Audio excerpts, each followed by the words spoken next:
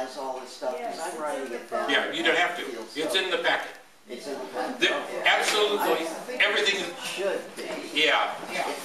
You're doing that disaster preparedness. You got to be prepared. That's right.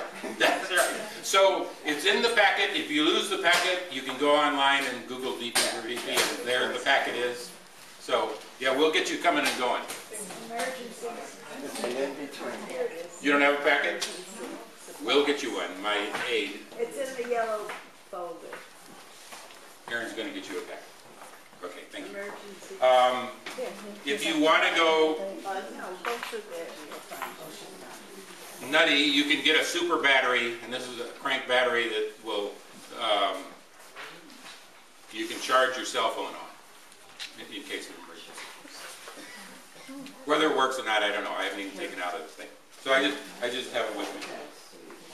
You want these guys? Yeah. Good. And make sure it works. You have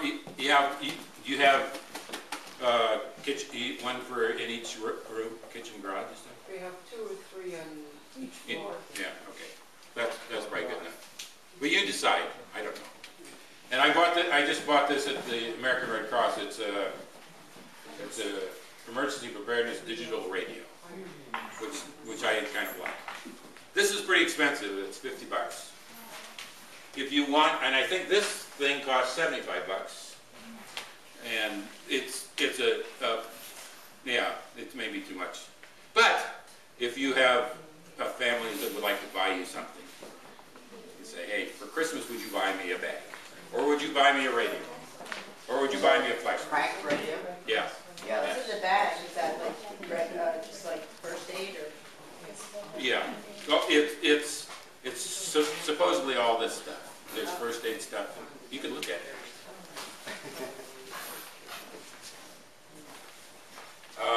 What else do we have? First aid in my own bag. Yeah. But I myself like to make my own bag. It's cheaper and it's the stuff I want. If you want to go really nutty, you can have a plan. This little thing is done by card, and what it is, it's for an organization or a group like yourself. If you want to have an incident commander, a financial team, a logistics team, that's one thing that you should think about, actually, a financial team. If you want to get reimbursed in the future, it would be nice to keep records of that. So you want to think about that. Safety and security officer, all the things that you need in incident command. Now what incident command is the way California has organized itself. The Office of Emergency Services has organized itself.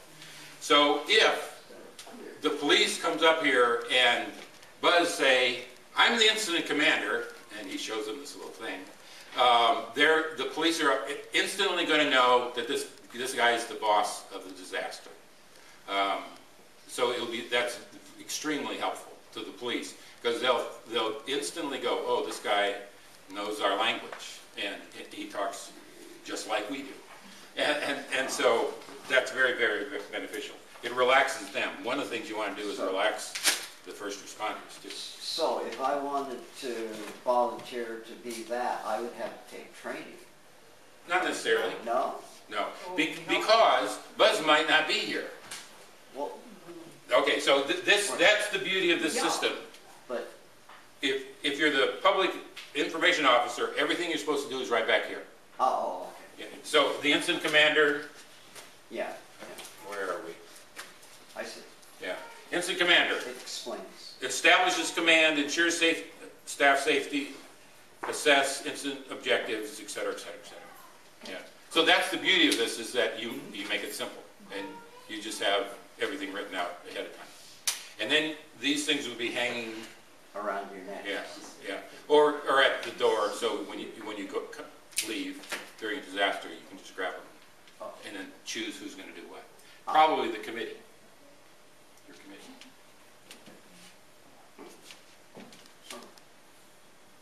Any other things you got to contribute? seems like we would need to rehearse the disaster so that we don't panic when it actually hits. Yes! Very good. Yeah. As a matter of fact, I have that written down on the next page. Aha. Put your name down. Okay. I came up with this cute little idea. Party. You want to plan for a 3-week party. There you go, yeah. You want to plan and prepare. That's P. A is act it out. Rehearse. R is reach out to your family and neighbors and friends and you get them involved. And T, treat yourself and others to disaster preparedness. Whistles, flashlights, whatever. You know. And then Y, because you care. Okay, in conclusion, disaster preparedness is an adult activity. It's individual and personal. If you wait for someone else to organize it for you, it probably is not going to happen. So you need to become involved and let each other know how much you care. That we want you to get down the stairs safely. I mean, that's a really critical. Yeah, my heart's going, what we're going to do. But I know you guys can figure it out, but you'll have to do it. Be self-sufficient. It's a way of life. It's not, DP is not, disaster preparedness is not something that you do one day and then it's over with. You have to really think about it all the time. Because the disaster, you don't know when a disaster or a terrorist is going to get interested in you. So you want to be prepared then. Okay. Be a leader. There's a whole lot of leaders in here. And be a friend.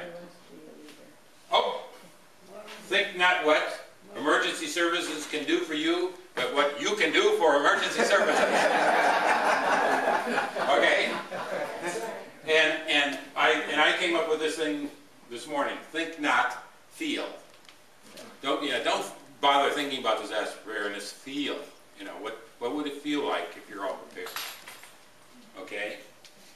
There is great joy and power and magic in disaster preparedness. I actually felt your joy and your power and your magic in the room today because you spoke up and want to be a leader and want the thing to work.